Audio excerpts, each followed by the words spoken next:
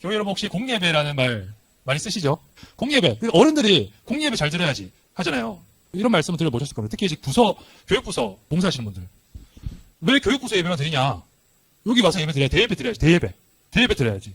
그러니까 이 공예배라는 말은 암묵적으로 주일 오전 3부 예배 본당에서 드리는 이런 의미가 있는 것 같아요. 그래서 제가 청년일 때도 교사 봉사를 할 때도 제가 교역자일 때도 이런 말씀을 하셨어요. 공예배 드려야지. 네, 이런 말 들으면 이런 생각을 하죠. 왜? 다른 예배가 뭔가 부족한가? 모자란가? 왜? 그것만으로는 충분하지 않은 것처럼 마치 우리가 예배하지 않은 것처럼 우리가 흔히 예배를 드릴 때 예배에 대한 요한복음 4장 23절 24절 로마서 12장 1절을 자주 인용하죠. 하나님은 영이시니 예배하는 자는 영과 진리로 예배할지니라. 너희 몸을 하나님께서 기뻐하시는 거룩한 산 제물로 드리라. 이런 너희가 드릴 영적 예배입니다. 우리가 참되게 예배한다는 것을 우리가 어떻게 구분할 수 있습니까? 어떻게 평가할 수 있나요? 여러분들 어떻게 참되게 예배했다고 무엇으로 영적 예배를 판별할 수 있을까요? 공예배라는 말에 담겨져 있는 사람들의 일반적인 인식처럼 어떤 형식이나 시간은 아닐 겁니다.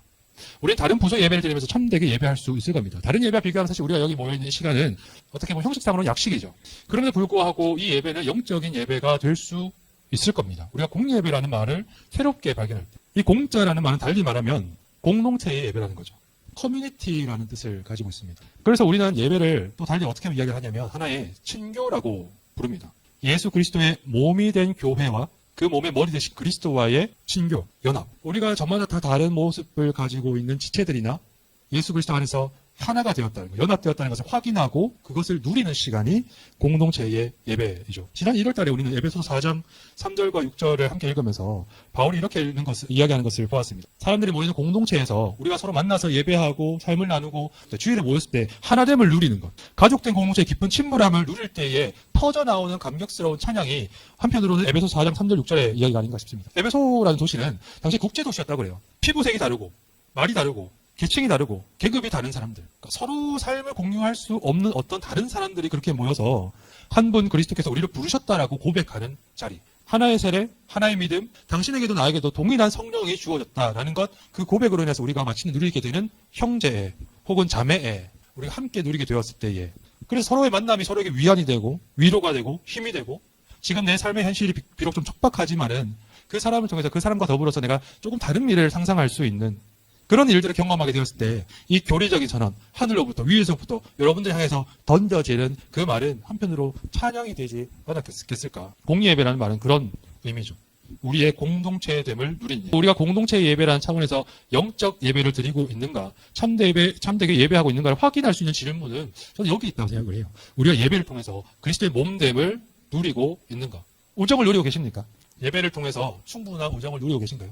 우리의 주님이신 그리스도와 함께, 그리고 믿음 안에서 우리의 친구가 된 이들과 더불어서 충분한 우정을 누리고 계신가요? 우리가 함께 나누는 예배를 통해서, 공동체 예배를 통해서 그 공동체됨을 잘 누리고 계십니까? 오늘 바울은 우리를 위해서 이렇게 기도합니다. 그리고 저 역시 그런 마음으로 기도하고 싶습니다. 여러분에게 영광의 아버지께서 지혜의 영과 계시의 영을 주셔서 하나님 알게 하시기를, 여러분에게 밝은 빛 주셔서 하나님 부르심 안에 있는 소망과 성도들에게 주시는 상속, 그 영광의 풍성함을 알게 하시기를, 죽은 자들 가운데서 그리스도를 다시 일으키신 하나님의 능력이 과연 얼마나 크신지, 그리고 그 능력이 바로 여러분에게 활동하고 있다는 사실을 여러분으로 하여금 알게 하시기를 기도합니다. 여러분, 교회가 충분하지는 않은 것 같습니다. 그 대학원 다닐 때 만났던 전도사님 한 분이, 전도사님이 하신 말씀이에요. 목사님, 세상에 좋은 교회가 어디 있습니까? 근데 이분이 하셨던 그 다음 말이 저한테 좀 오랫동안 남겼던 것 같아요. 좋은 교회가 어디 있습니까?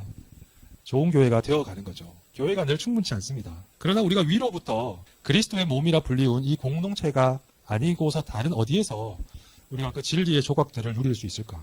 이 공동체가 아닌 어디에서 그리스도의 넘치는 사랑을 경험할 수 있을까? 우리가 이 공동체가 아닌 어디에서 그리스도의 부르심, 그 부르심 안에 있는 하나님의 거룩한 백성, 그리스도의 몸으로 부르심 안에 있는 그 소망을 배울 수 있을까? 어디에서 우리를 위해 기도하는 사람을 만날 수 있을까? 예배로 모이고 우리가 함께 만나서 이야기를 나누고, 때때로 내가 어떤 짐을 싣고서 가고 있다는 것을 이야기했을 때 스쳐 지나가는 말일 수도 있고, 실제로 그렇게 했는지 안 했는지 내가 확인할 길은 없지만 기도할게 라고 말 건네주는 사람들을 만나는 곳이었던 거죠. 근데 그렇게 함으로써 내가 내 자리가 여기에 있어도 괜찮구나, 그런 것들을 경험할 수 있는 자리가 교회였던 것 같아요. 생각해보면 그 친구들도 20대였거든요. 어린 친구들이었어요. 무엇 때문에 그들이 그렇게 할 수 있었을까? 그 사람들에게 주어졌던 그리스도의 사랑에 의지해서, 우리가 말로 다 표현하지 못하고 머릿속으로 다 이해하지는 못하지만 그리스도 안에 있는 부르심의 소망, 내가 가진 것보다 더 풍성한 성도의 기업의 충만함, 또 하나님의 능력에 의지해서 그리스도의 몸이 된 공동체로서 그리스도의 환대, 그들은 내게 그리스도의 환대를 보여주었던 거죠. 교회가 아니었다면 어디서 그리스도의 환대를 배울 수 있었을까? 공동체의 예배는 저는 그런 자리가 아닐까 생각합니다. 이렇게 예배에 모여서 같이 인사하고 삶에 관심을 갖고 어떤 한숨에 귀 기울여서 우리가 그리스도의 손과 발이 되어서 등을 토닥여주고 안아주고 귓가에 기도를 함께 들려보낼 때 그때 우리는 그리스도의 참된 우정을 그렇게 나누게 되는 건 아닌가 생각을 합니다. 에베소서에 관해서 재밌는 이야기를 하나. 에베소서 1장 1절에 어떤 사본에는 에베소회라는 말이 없음. 그러면 우리는 얼마든지 이 편지를 다시금 이렇게 한번 읽어볼 수 있을 겁니다.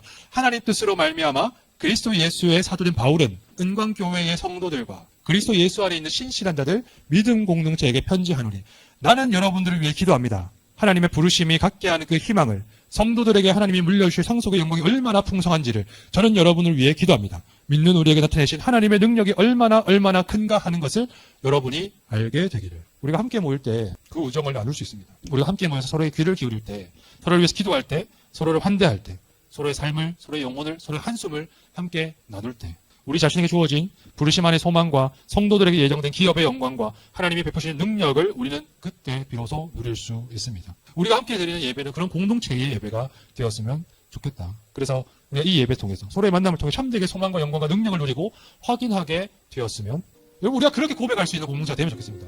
당신을 친구로 둔 내가 복이 있습니다. 당신을 나와 같은 공동체로 둔 내가 참 복이 있습니다.